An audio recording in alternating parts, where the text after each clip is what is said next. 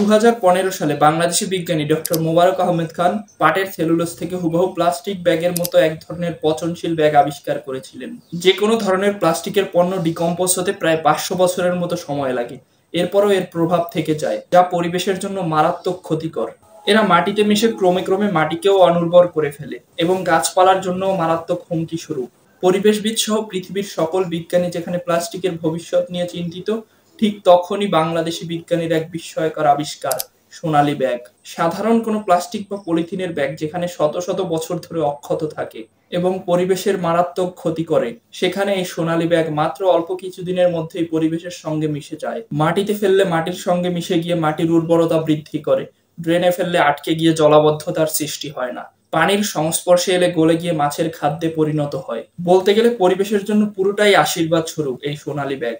এই ব্যাগের চাহিদা যদি কোনোভাবে বাড়তে থাকে, তাহলে পরিবেশের জন্য বিভিন্ন ধরনের আশীর্বাদ বয়ে আনবে এই ব্যাগ।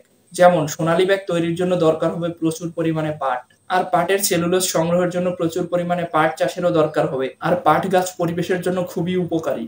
পাট গাছ কার্বন ডাইঅক্সাইড নির্গমনে বাধার তৈরি করে।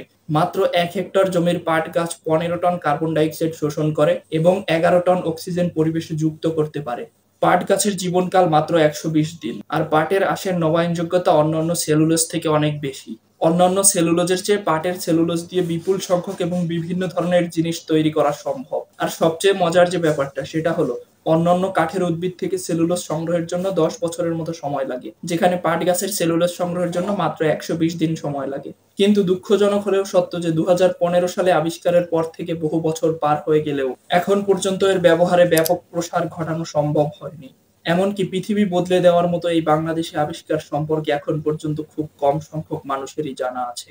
এই আবিষ্কার অন্য কোনো দেশের হলে হয়তো এতক্ষণে পুরো পৃথিবী ছেয়ে যেত।